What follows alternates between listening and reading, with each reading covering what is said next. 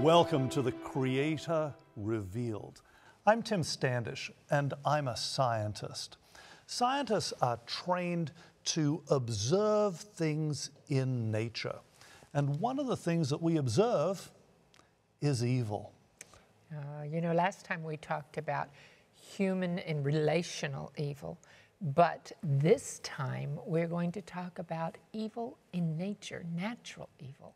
And we're so glad that you have joined us because, this is such an informative series and we're glad that you're enjoying it. Before we actually go on, I do want to point out that what we call evil is really something that is subject to definition. And we shouldn't be distracted by the evil from all of that is wonderful out there in nature as well. From the biblical perspective, we do acknowledge evil, but we also recognize the good.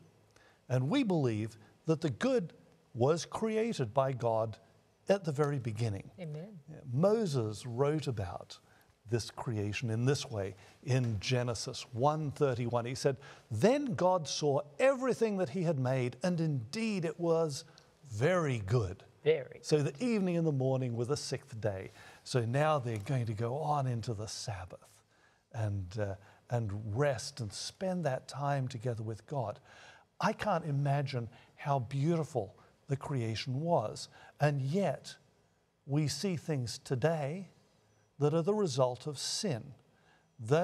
Sin is evil, and the results of sin are evil consequences: death, suffering, tears, pain. So God cursed the earth because of the fall, because of the evil. Yes. And human beings chose the evil over the good. It seems incredible in retrospect that would happen. And yet, I know that I've made that same decision myself on occasion. But, when you think about deception, sometimes people don't realize that what the devil hands us can be in a shiny foil package with a beautiful bow, and it's nothing more than gift-wrapped garbage. Unfortunately, that's the case, and yet we go for it on occasion. And in fact, I think we're going to talk right now about some gift-wrapped garbage. Okay. That's kind of harsh. I believe that Charles Darwin was a very brilliant man, and that he understood the implications of what he was saying. And that's one of the things that we are contemplating now, because he had this alternative materialistic conception of reality. And he wrote this, he said, "From the war of nature, from famine and death, the most exalted object which we are capable of conceiving, namely the production of the higher animals, directly follows." Wow.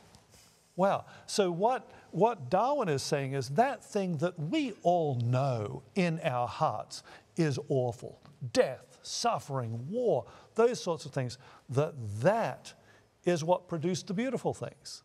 Yeah, so sad. Whereas the biblical view, the reality that's actually out there, is that God created all of that beauty, all of that wonder, and the death, the suffering, the evil is an imposition on God's originally very good creation. So these are very, very different views of things. Why would a Darwinist consider war and death to be bad? It's a good thing. It makes wonderful things like human beings and eagles and all of those things that we kind of wonder about. What a convoluted way of thinking, though. Well, it is. But you say that because you're coming at it from a biblical perspective, yes. But from a Darwinian perspective, you could not say that. It's the only logical thing from a Darwinian perspective. I mean, you just look at pictures of what's going on in Syria, for example. How can anyone say war is good? How can anyone say something is resulting that's good from that when you see all the destruction and suffering? God has built into us that fundamental understanding. Amen. It is evil, and evil is a bad thing. It doesn't produce good things. In fact, the Bible, again, this is Paul writing in the New Testament. He says the last enemy to be destroyed is death. Death is not our friend.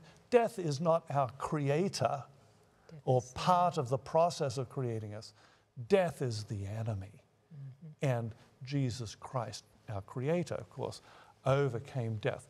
Now, I want to address one of the arguments that's commonly put forward about the creation when we look at it. Remember, this is what scientists do. We look at things, and as I said, I look at nature and I see evil things. I see things that break, for example. And there is this argument out there that because nature breaks, doesn't work the way we think it should do, that somehow or other that is evidence that it isn't created.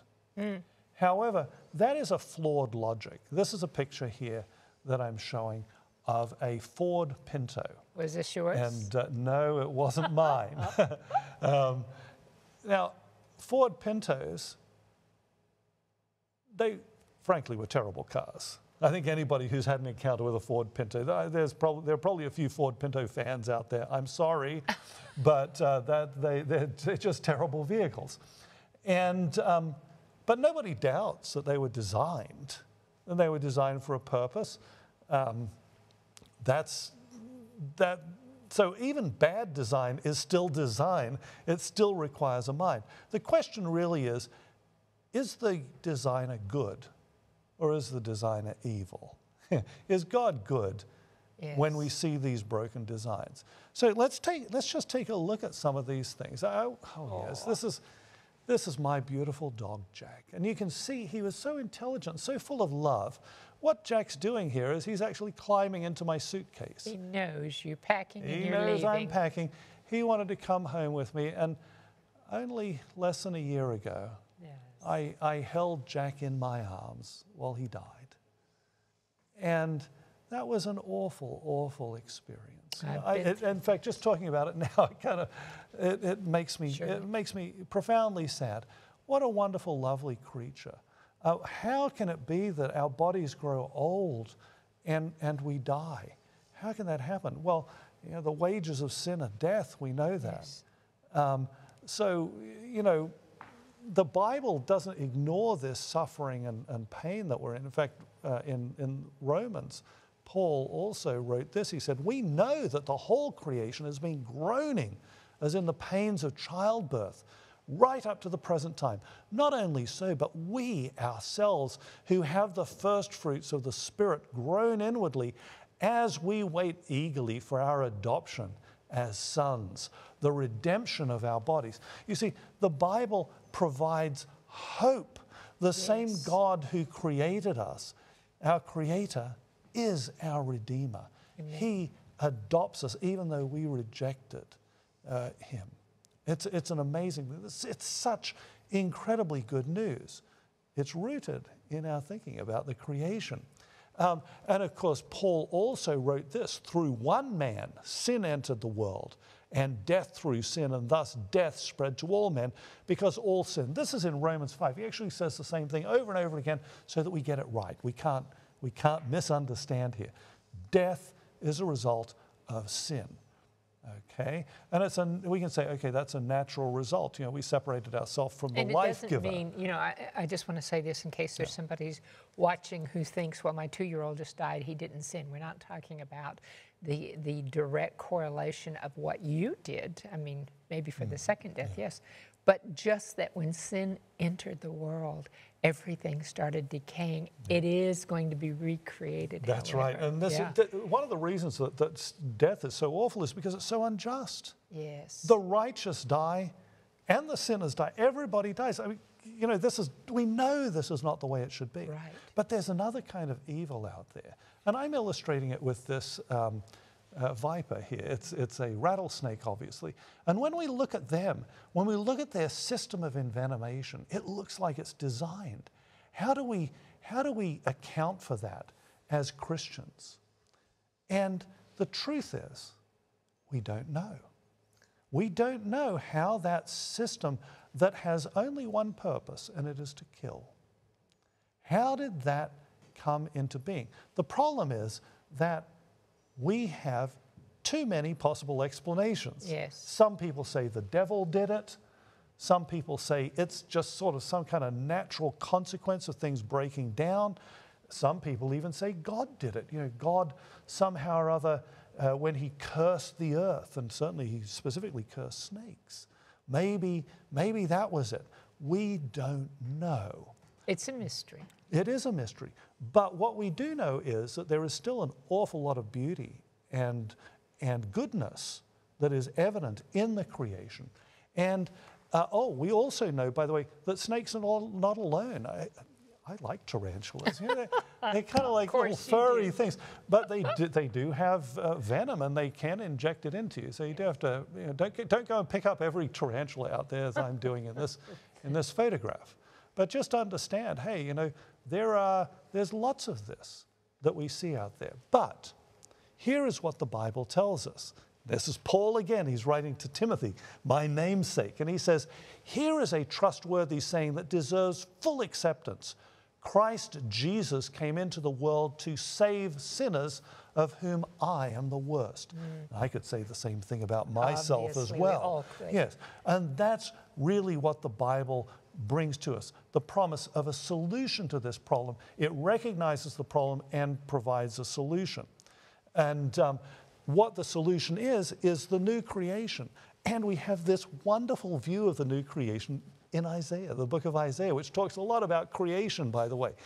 Here he writes, the infant will play near the cobra's den. The young child will put its hand into the viper's nest. Why? Because there will be no death, no suffering. That's all going to be eliminated in God's new creation. Amen.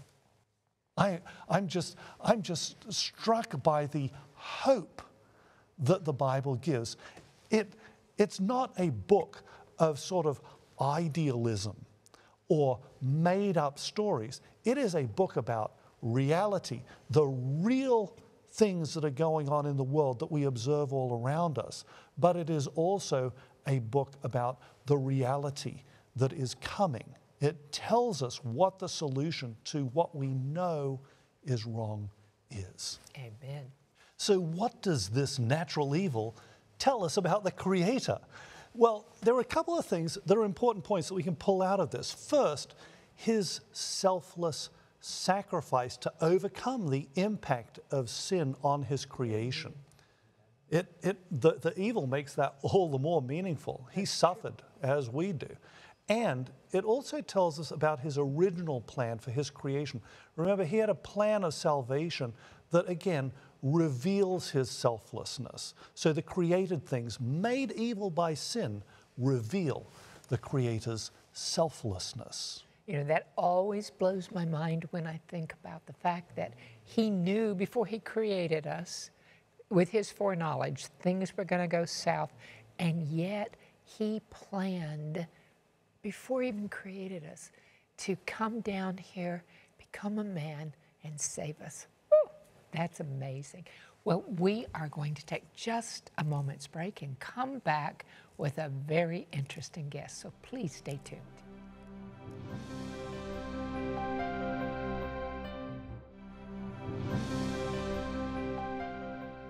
Welcome back to The Creator Revealed. Today we've been talking about natural evil, and we're going to plumb the depths of that just a little more with a special guest. It's a pretty deep topic. Yes. The guest that we're going to speak with is Dr. Ronnie Narline.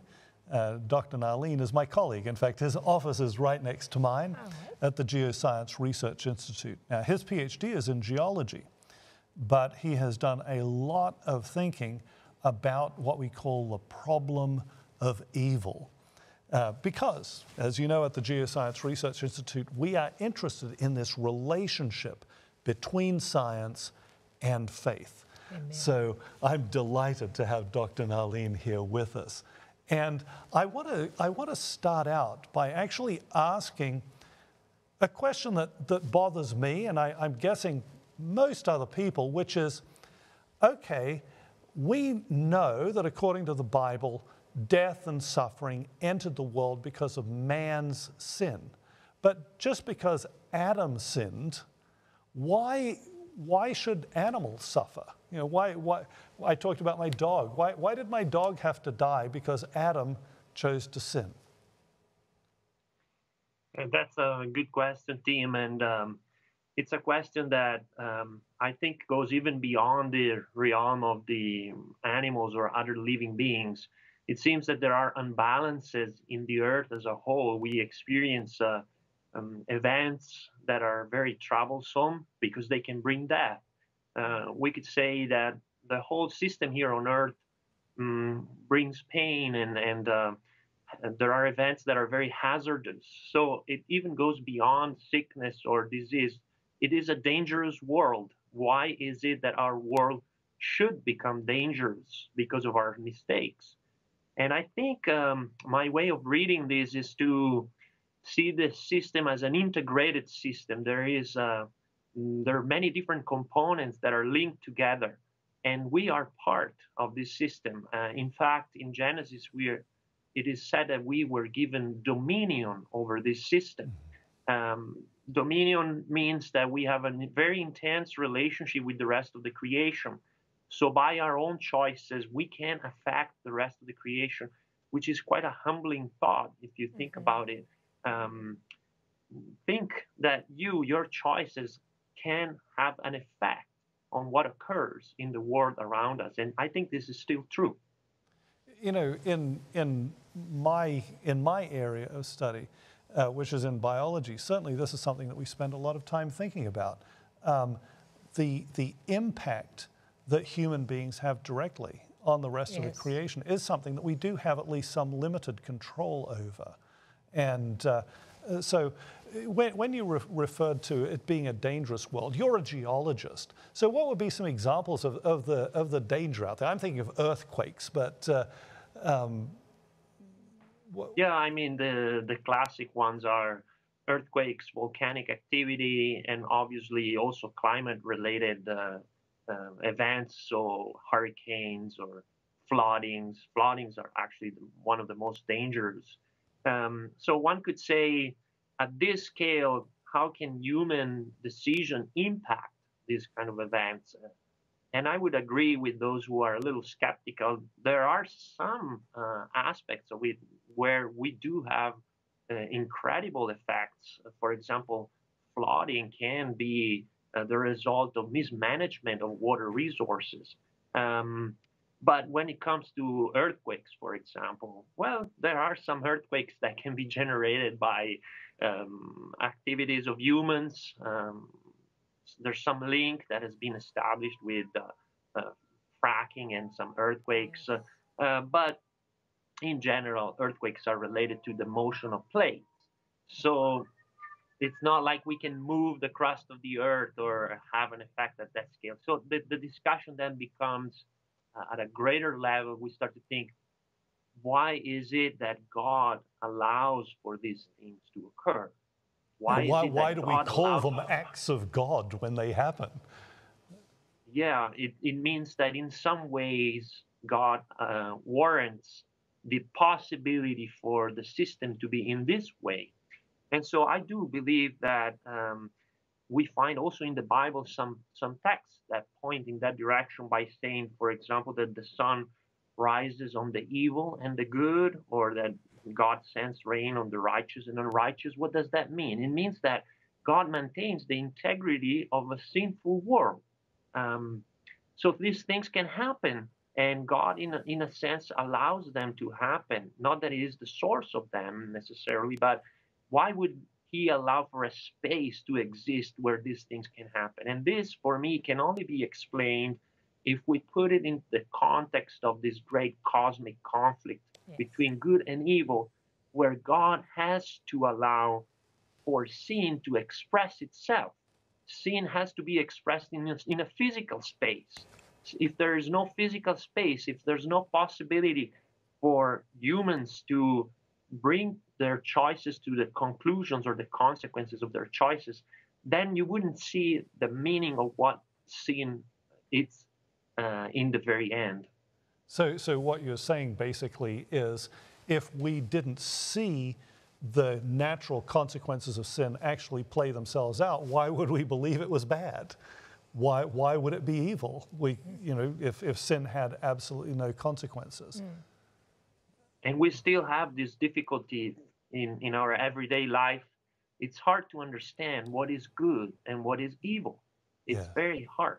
One of the things that I really struggle with is this business of blessings falling on the good and on the evil, but also the consequences of evil falling on the good people as well, because it's so intrinsic to our nature to say that is unjust.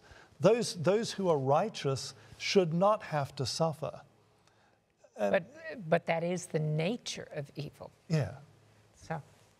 Yeah, I think that is also one of the reasons why I love the biblical narrative. Why? Because the Bible is trying to tell us God does not look and does not like evil. God is for good. And so what we experience today is an anomaly. So the biblical narrative is not a narrative of progressive growth and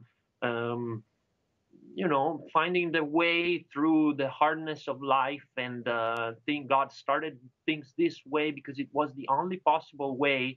So evil was a mean towards a good end.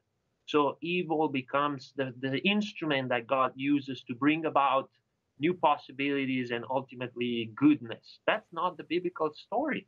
The biblical story starts with something very good and then a fall. So for me, the concept of a fall from a good creation is very crucial, because then I can side on God's side and say, yes, indeed, what I am seeing today, what I am experiencing today is not part of God's original plan, is not how he designed the creation, is not the way in which he wants us to live. When I think about it, the way I think about it, Ronnie, is that when God created everything, it was very good, and he wanted to, when he gave dominion to mankind, it was to be exercised in covenantal love. So when the fall happened, it wasn't just a moral fall, it was a governmental fall, because he passed it over to whom? It was like a coup d'etat. Yeah, he handed the keys basically to Satan. So that's the ruler of the air, the prince of the air. You know what else, Ronnie? What you were saying really brought to mind our discussion in another episode of Theistic Evolution, where people are saying, hey, this suffering, this death, this struggle, that is the plan. And it's interesting how the Bible sort of points in precisely the opposite direction. It's the consequence. When it comes to that. Yeah, some critics say, well, you still have to explain why God allows for all this evil to exist after the fall. Couldn't he shorten this, or couldn't he intervene to mitigate some of these consequences? And so still there is an argument there, but what I think is the crucial difference is that it is not the way that God has designed for the creation to be. That's the key difference. God has not decided to make the world in this way. The model that we adopt is a model where that is not part of the picture. Well, in addition to that, what I love about it is that the plan of salvation was also in place at the foundation of the world. That was there. So God doesn't prevent us from doing evil so that then we don't have freedom of choice. God provides that freedom of choice. We exercise it, but God has chosen to redeem us anyway. He has a plan. Yes, and time didn't exist before he created the earth. And when we think about it, the Bible says that a day is like 1,000 years, or 1,000 years is like a day to the Lord. So it may seem long for us, but to God, it's just kind of, it's a very short time. But we have to see it work out so that we know Nahum 1:9 says that evil will never rise again. By the time we see what the consequences of evil are, we've done the experiment. We've done the experiment. We've seen the outcome. There is this concept of conflict that is very important for me. This concept of resistance, sort of a battle And it's important because we can choose to be on God's side, and we Amen. feel He is on our side. He is not against us. He's not going after us. He's not punishing us. He's active in the creation for good. And you know what I like about this concept? That it has very practical implications. Today, even in a fallen world, we can choose when it comes to natural evil which side we want to be on. In fact, even And a geologist can work to mitigate hazards. Natural hazards are not random, they are not mysterious. They occur, these things occur for very specific reasons in very specific places. We can study them, we can try to understand them better, and in so doing, I think we are siding with God in trying to be the instruments, the hands that bring about some goodness into this fallen world. And Amen. certainly siding with God is the way that we want to go. I want to Yes. thank you so much for Yes. joining us, Dr. Narlene. And wow, you know, the interesting thing to me is, even with all of this evil that we do see in the world, even with all of that, there is hope that the Bible gives. We are not alone. We're not Amen. without hope. We have this plan of salvation. Yes, evil exists now, but yes, we have a firm hope in what God will do in the future. Amen. And God's going to create a new heaven and a new earth where there'll be no more pain or sorrow. Join us next time.